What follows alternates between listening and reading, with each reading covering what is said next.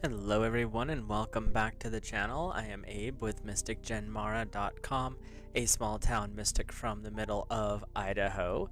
And tonight I think it's a good idea to wander back into the Wayback Machine and continue our journey with the Epic of Hercules.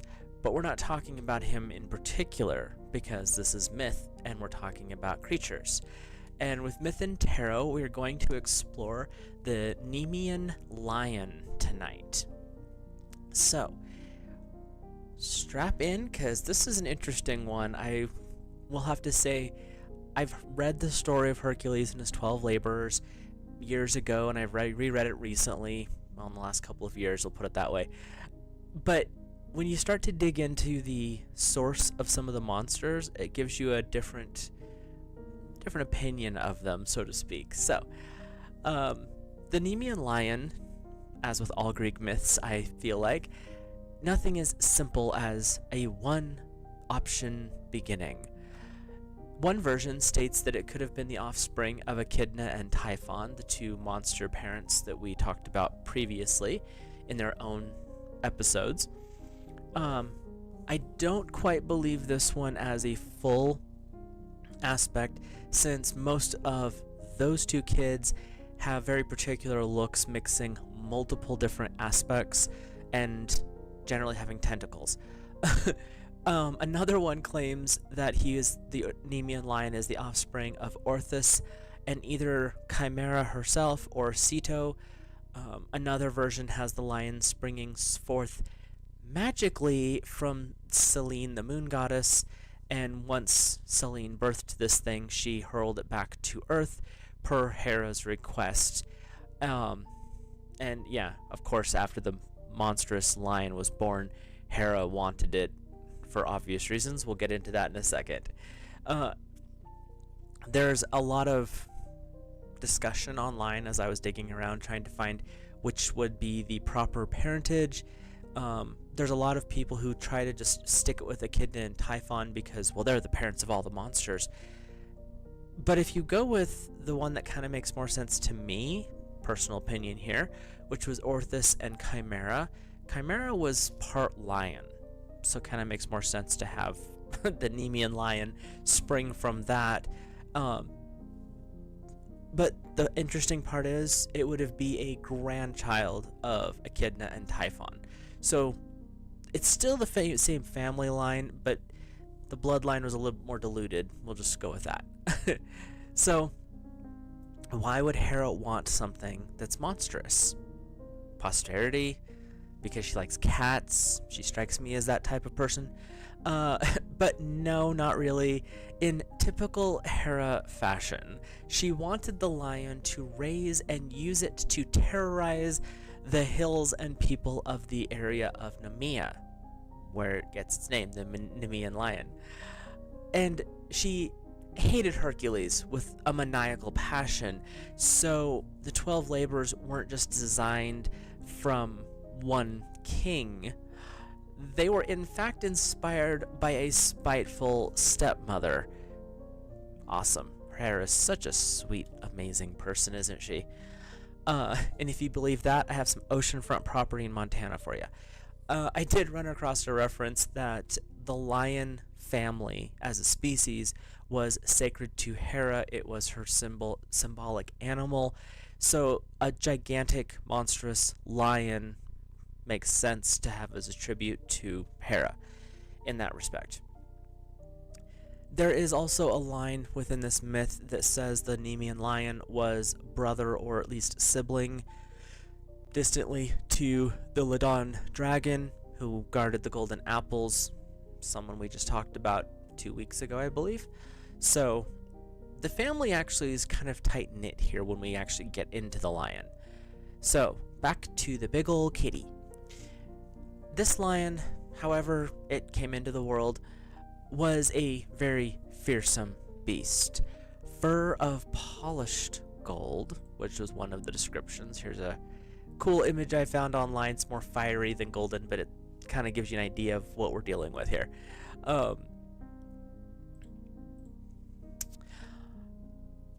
The fur was not just pretty, though.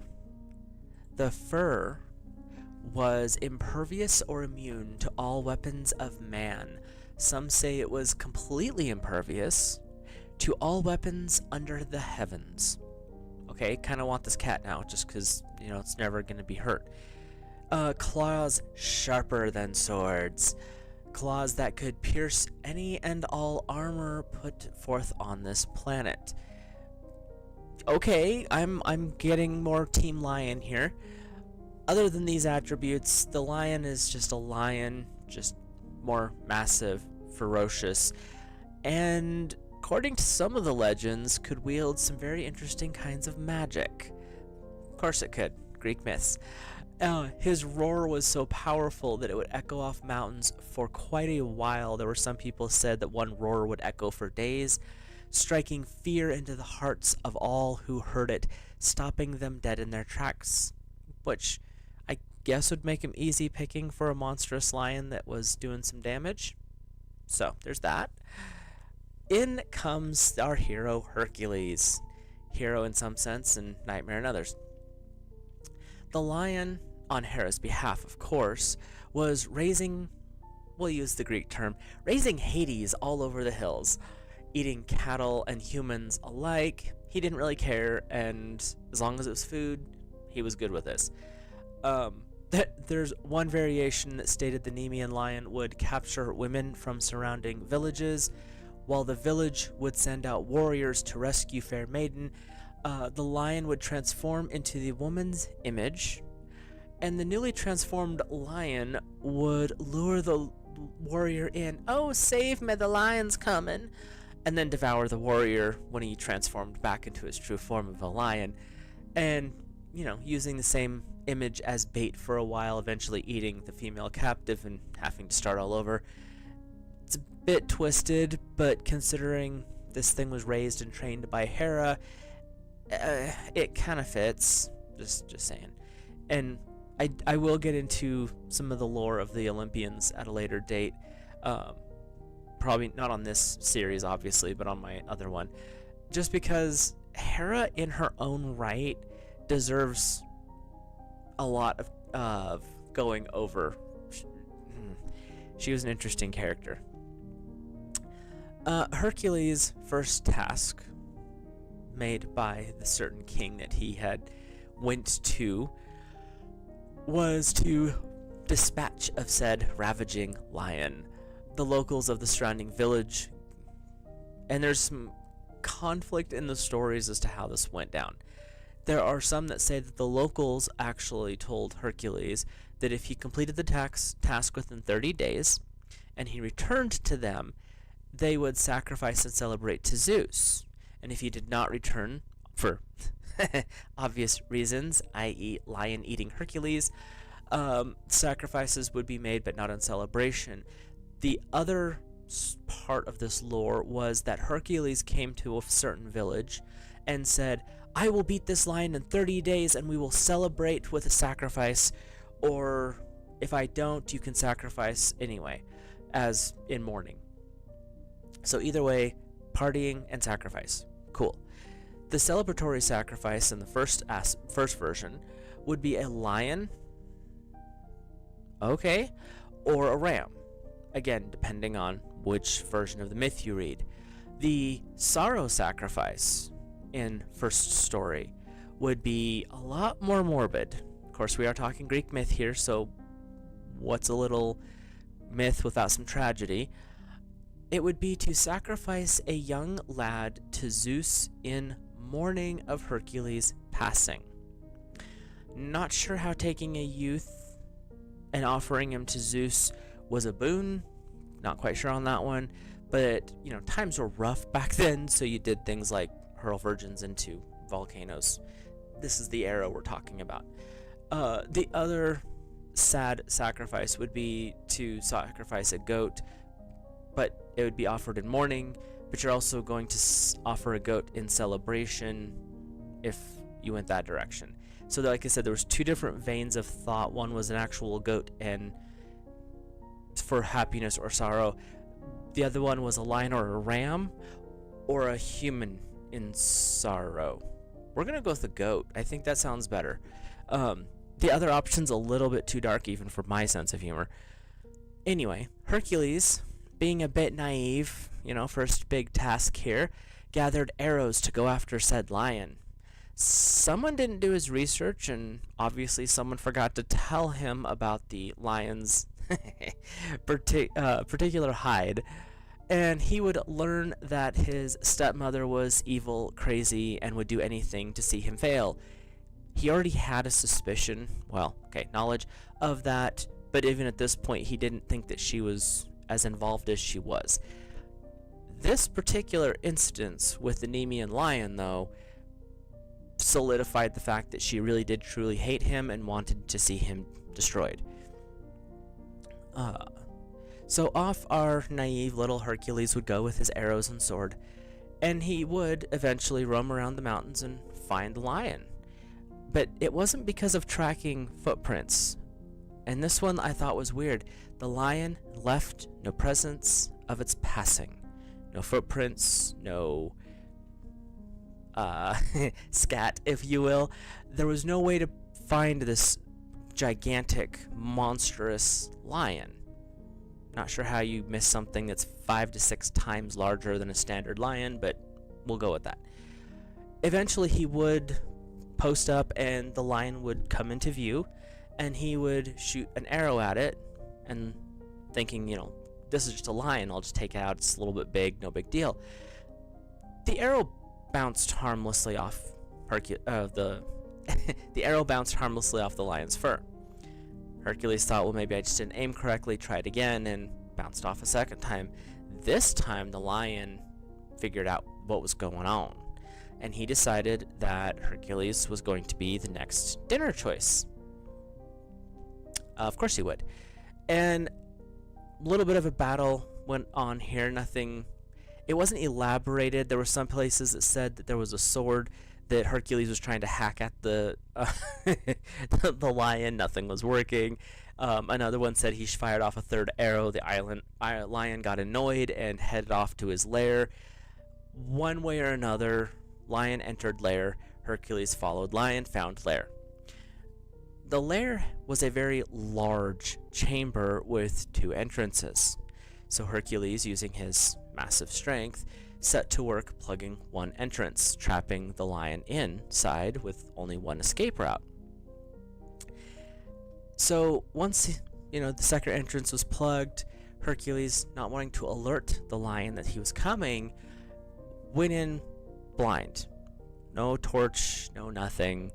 Just I'm going off to hunt a lion in a dark lair in a cave. And Hercules was creeping around and had a club with him. Not sure where the club comes from. It just kind of shows up out of nowhere, typical of a lot of the Greek myths, and grabs the lion in the dark. He then takes said club and whacks this lion. And I'm telling you right now, I wouldn't come close to a normal lion with just a club, let alone one that is birthed from the gods or the titans. But here's Hercules, being, first of his 12 tasks, probably not the brightest person at the time. And the upside, though, when he smacked that thing with the club, whatever it was that he had, it knocked the lion stupid, just straight up rattled his cage, and some of the lore talks about it made the brain basically fry. Another one said it cracked the lion's skull, causing it immense pain, squeezing his eyes shut. However it happened. Then Hercules decided to jump on its back, wrap his arms around lion's neck, and choked it to its end. Just through strangulation, huh? So, there's that. I found a passage as I was researching this from Theodocris, and it was a poem that he wrote talking about this line, and the way it's described kind of made me laugh a little bit, so we're gonna toss that in here. Seeing him witless with whelming pain, just after getting smacked with a club, before he could turn and breathe again, This is coming from Hercules' perspective. I was quick to advance and seize him by the scruff of his iron neck, having thrown my bow to the ground with my broidered quiver. Why did you take your bow and arrow into the cave with you? Not quite sure there. Then I throttled him mightily with my stout hands, reaching around from behind. So he jumped on the lion's back and then went around his neck, lest he lacerate my flesh with his mighty claws. I set solidly my heels on his hind feet, so Hercules is standing behind the lion, standing on his back feet, with his arms wrapped around his throat, and pressed mightily down on his hind feet to the ground. My knees took care of his sides, squeezing his abdomen basically, and raising his body up, breathless in my arms, stretched it out. Sire Hades received his life. So, well, we're gonna kind of paint a better description of this. I like the way this is described, but he gets behind the lion, jumps on its back, wraps his hands around his throat, slides back, puts his feet on the lion's back feet, and pushes down. While doing so, arching the lion back across his body and squeezing in with his thighs, pushing the air out of the lion's lungs as he's choking him. The image in my head is amazing. I couldn't find a really good image of this. The most common image you can find online anyway is something along the lines of this, which has nothing to do with the actual description from this poem. This particular poem just happens to be one of the oldest references that I could find. So, but this is kind of that whole choking thing, but reality, you're taking Hercules here and you're sticking him on the back of the lion, and Hercules' feet are on the lion's feet, holding it down and squeezing in with his knees. Like I said, I like the description, and the image in my head made me laugh a lot, so I had to add that. And let's just try something as a mind exercise here. Applying logic to Greek myth, just in general, is a futile task, but we're gonna try a little bit here. Powerful, supernatural lion, impenetrable fur, claws and teeth sharper than anything, but has a weak larynx? Like, what? You gotta love the random weaknesses that are embedded in almost every one of the Herculean myths, and a lot of the myths from Greek to make their heroes sound better, there was always a weird weakness that happened to show up in whatever enemy they were fighting, which I guess plays out if you watch modern day, superhero movies. Same concept there, but just the fact that he was able to squeeze his throat to suffocate him cracks me up just a little bit. So anyway, and I'll give Hercules credit for what he did next, with a little minor critique here. Hercules, because he wanted to take the hide back with him, took a knife from his belt to skin the lion. And this is the critique. What part of cannot be harmed by mortal weapons did he miss?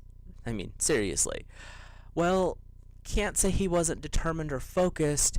He tried to sharpen his knife and he attempted again. He did this several times with the same result. You're not cutting this hide with mortal weapons. And Athena, one of his patrons, was watching all of this, and I'm sure she was doing one of these numbers like, boy, seriously. And she suggested using the lion's own claws, the armor-piercing claws, to skin the lion. And guess what? It actually worked. And I can just see Athena watching him struggle, arms crossed, shaking her head, going, dude, seriously, what part of no mortal weapon did you miss? But after he actually got it done, I'm sure she was rolling her eyes going, of course you did. And when Hercules had completed it, like I said, I can just see her shaking her head going, seriously. Anyway, smart hero we're going with. But In reality, Athena actually was helping Hercules because she did have an affinity for him. She kind of felt sorry for him because of how Hera had been treating him. And throughout the 12 tasks, because it was originally 10, Athena slipped little thoughts into Hercules' mind, led him mysteriously to the weapon that he would need, encouraged him in different ways. She wanted to see him succeed because he deserved to not be under Hera's thumb. And I can just see her, though, being a little bit frustrated, and this is one of those times like, you just shot a bunch of arrows at this thing, they bounced off, you tried to use a sword and dulled it, and now you're using a pocket knife to skin it? Come on, dude. But, of course, the Greek heroes are there's always something a little bit traumatic about them. But he did succeed in getting his lion's pelt here. So, and this is something when you read the Herculean stories, any of them, but the 12 Labors in particular, this first task, and Hercules learned a lot, and he learned from each and every task. Since we're going into some tarot here shortly, we'll tie this in real quick. At this particular point, the first labor, you could really apply and consider Hercules the naive idiot fool. Happy-go-lucky, I'm on my path. Not so much happy, he had some trauma that led him to 12 tasks, but I'm gonna succeed, I can do this, there's nothing that's gonna stop me, and right off the bat falls off the edge. But he did learn from each and every one, and all the knowledge that he acquired through the 12 tasks. And like I said, we'll go over Hercules as a person later, but for now we're talking about the Nemean Lion. But each task he gained knowledge, wisdom, and actually was able to step more into who he was at that point, which is pretty impressive. So eventually, oops, I just lost my place. My mouse is being weird. I need to get a new one, but I haven't got that far yet. Eventually, Hercules would get the lion skinned, obviously using the claw of the lion, and he would then return to the village. And wasn't it his luck? He showed up on the 30th day of the official test. He walked back into town, being welcomed and with excitement and joy of the villagers. And that was great until King Eurystheus, who was the one who sent him on the mission in the first place, saw the lion carcass being draped over the shoulders of Hercules and the head placed upon Hercules' head. The king panicked, obviously, and kicked Hercules out of the town. Don't you dare, you're not allowed to come back in. King Eurystheus would proclaim that Hercules would not be able to enter the city with any of his prizes. He would, you stay out there, peasant, and don't bring any of that stuff inside my city. You stay outside the gates, I don't want to see it. And actually banned Hercules from the city because King Eurystheus was working with Hera to provide Hercules with tasks that were impossible and he could never conquer.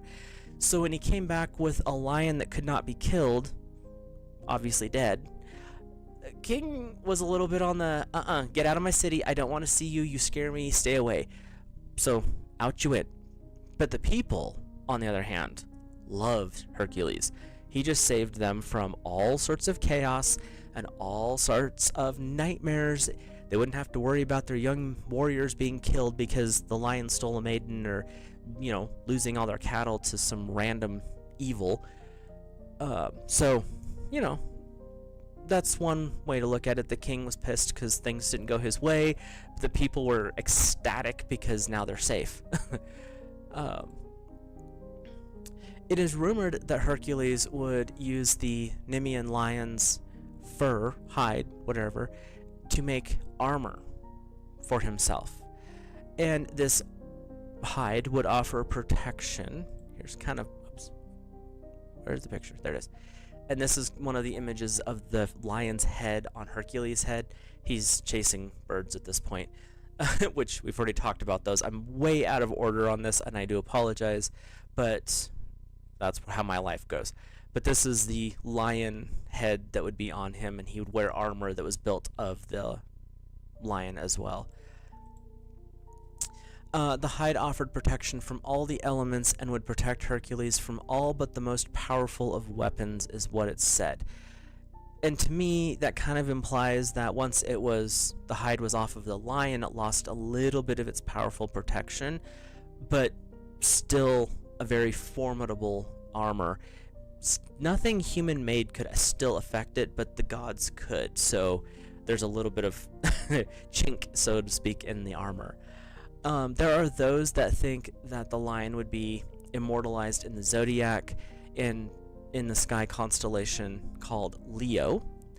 And the people who believe this think that Hera herself did it as a memorial to her most sacred of animals and her most prized, powerful being, so to speak. And, Hera kind of did like her cats. In a lot of ways, it does sound like Samson, and I would have to do a little comparison to see which one came first, Samson or Hercules. But yeah, there are a lot of similarities to this first task and Samson's tasks. So, and is this kind of the end of the Nemean Lion? Yes and no. Yes, as in there's no more myth and lore about him going forward after Hercules' task. But did he disappear from history? No. He makes a small appearance in the animated Disney movie that came out back in late 90s, early 2000s called Hercules, which was kind of a funny movie. And then you also have the live action Hercules: The Legendary Journeys with Kevin Sorbo. There's 1 or 2 episodes in that where the Nemean Lion shows back up, but he's not a prominent character. It's more of just like, oh look, he kills his lion and totes it around, and then you see it a couple of times after that, but it's not the primary focus of the story. Well, I mean, it's 3 seasons long, but 3 or 4 seasons long, so it's obviously couldn't be the main character if it's gonna die in the first few episodes. So that's kind of the baseline, the myth behind the Nemean Lion. And because this particular series I'm working on is Myth and Tarot, we'll do a quick tarot reading for our Nemean Lion. And the Nemean Lion will go with the zodiac sign of Leo, which is also the lion. So this is loosely interpreted as a tarot reading for the sign of Leo. I use the basic Celtic cross for this. Let me rearrange some things on my screen here because I got too many windows open. There we go. So we'll just kind of zip through. This is just for entertainment, as if the lion was standing, lying in front of me. So we can run through that. The Greeks traced their roots back to... Oh. I might have to look into that. I did not put 2 and 2 together on that one. That would be an interesting comparison to do and see. That's something to think about. I will have to look into that. So our first card, this is the significator. This represents the Nemean Lion himself, and that's interesting because it's the High Priestess. Kind of fits though because you have Hera popping up a lot. And it is for the Nemean Lion with the High Priestess, we are seeing a lot of divine feminine protection coming forward. The High Priestess is not a deity in her right as on the card, but she is the patron of the divine feminine speaking on Earth, and that's where we get a lot of that aspect of the lions were representative of Hera and all of her chaos and glory, I guess you could say. So the High Priest is showing up as a significator, meaning the symbol of, with the Nemean Lion, makes sense. So the lion really is tied to the divine feminine in that aspect very powerfully. The thing that's crossing it, the obstacle, challenge, however you want to look at that, would be the King of Wands, the King of Fire, which kind of makes sense because Zeus wielded a lightning bolt, so the King of Fire, the King of Wands, would be Zeus as the primary counter to the Nemean Lion, because that was Hera's symbol. So, and you also have Hercules, who, in a way, I guess you could say, was a king in his right, and he had a temper, so that would fit with the fire as well. And that's the thing that's crossing the Nemean Lion. So the poor lion, right off the bat, just from the first two cards, were very much lined up. The poor dude still is struggling with the divine feminine is protecting him, but then you have the divine masculine who's like, I'm gonna get you. The higher self energy, the upper cards, is the one of chalices. So there's some new beginnings coming forward for the Nemean Lion. There's a little bit of an emotional birthing process, so to speak. So it could be he's tapped into a more gentle side of himself. Possibly, most of the Leos I know are a little bit intense, but this could be working into that direction. Your subconscious mind, our lower energies, shadow if you will, is the Six of Pentacles. So they're still dealing with some heavy earth energy. Like, Leo wants to come back to earth, but they're not supposed to. Or not Leo, Nemean Lion. And with this card, there's a little bit of kind of just devil may care. They don't really care about what other people think. The Nemean Lion wants to be able to show back up into the physical world. Considering how he existed when he was here in the physical, I don't think so. Just stay up there in the zodiac where you belong. His immediate history, being now he's a zodiac sign, that would mean he's technically immortal, so we'll go back about 200 years, is number 20 with the Judgment card. Things have not been going so great for the Nemean Lion in history. He was almost forgotten, except for a few of these Greek legends and myths. And like you can see kind of the death balance down here that she's trotting upon, and that's where he's conquered death and become immortal in an aspect, because he wasn't forgotten completely. He was placed amongst the stars to be a reminder of what was, what could be, and the words are leaving me. The heart of the lion, that passion and that survival, that warrior instinct. So his history is not the greatest, but there's this overcoming of an obstacle even in the history of him. His immediate future, again with the divine feminine aspect, is the Empress number 3. This is actually symbolizing more specifically the divine feminine, not her representative. And so the Nemean Lion in his future, there could be a partner coming into play, because in all the lore that you read about him, there's no reference to a partner. But with this card, there could be a partner coming in the future, and people who are into astrology might know better than I, because I'm not good with that. If there is a partnership or a pairing with Leo that makes sense out of the 12 signs of the zodiac, which one would it be? Because this one's saying there's a feminine aspect to Leo that's coming forward in the next 200 years or so. His attitude. Where's the Nemean Lion's attitude? So far we've looked at what's above, what's below, what's going on around, who signifies what's crossing. His attitude is the moon, number 18. So the Nemean Lion is being kind of dreamy, a little bit of an airy mind, not really grounded or anchored at this particular moment in time, but you definitely have this flow of energy that's coming in, but it's very much subconscious, more gentle. So it seems like our Nemean Lion, our Leo zodiac sign, is getting a little bit more tamed as time has progressed, especially from having Hera being your trainer back in the day. I'm okay with that. Calm down, chill out. Hera is not your best option for that particular part of your life. Your environment. So where is the Nemean Lion? Where is the zodiac sign of Leo? It is in the Queen of Pentacles, and I have to little censor here of the card. The Queen of Pentacles is the Queen of Earth. So the environment is actually very Earth-like, but we're still working with a very heavy level of divine feminine energy. And looking at this spread so far, there's only one card that's masculine out of this reading, so that plays out. The Queen of Pentacles in this aspect saying that the Leo, the Nemean Lion's energy is very much about prospering.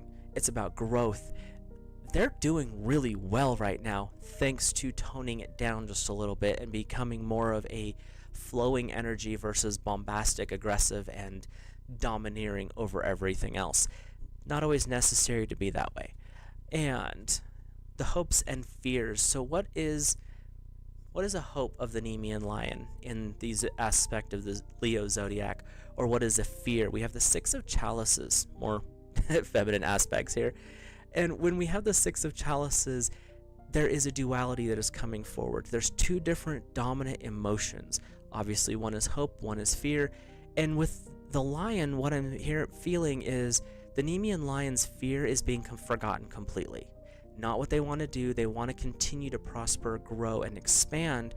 But there is the hope aspect of, because he does hold a place within the zodiac, meaning he's now an eternal watcher, so to speak, or influencer, there's always that hope that people are not going to forget the source, the root of the zodiac really goes beyond this. But in this aspect, we can say that the Nemean Lion will never be forgotten as long as we remember that the Leo zodiac sign is the lion from the myths and lore going back millennia, literally. So the overall outcome is the Seven of Swords. Wisdom cuts away illusion is what I'm getting here. And the wisdom of growth, the wisdom of connecting in to that divine feminine aspect, that balance of the positive and the negative. And with this reading, we have a very heavy load of divine feminine energy coming forward. So the Nemean Lion is still supported very much.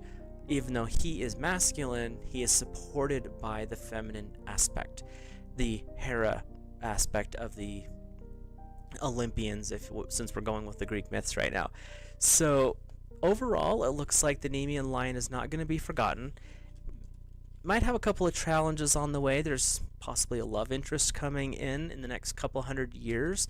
Like I said, those of you who know astrology would know better than I as to what would be a good pairing for the sign of Leo. So you've got that kind of energy working forward.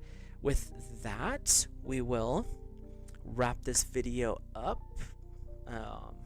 Not too long today. And I thank everyone for showing up and checking this out. And as we, more viewers watch, more people chat and comment, the more the channel can grow, and I appreciate that a lot. And I thank you all for subscribing. If you're new here, though, please hit that subscribe button. Drop a like on the video if you enjoyed this type of content. And comment down below. Let me know thoughts, feelings, opinions. I'm always curious to see what other people think. And if there's any suggestions, let me know. Even constructive criticism, as long as it's respectful, I'm good with that. And from there, we will let you guys go. We'll catch you in the next video. Have a great rest of your week. If I can find a button.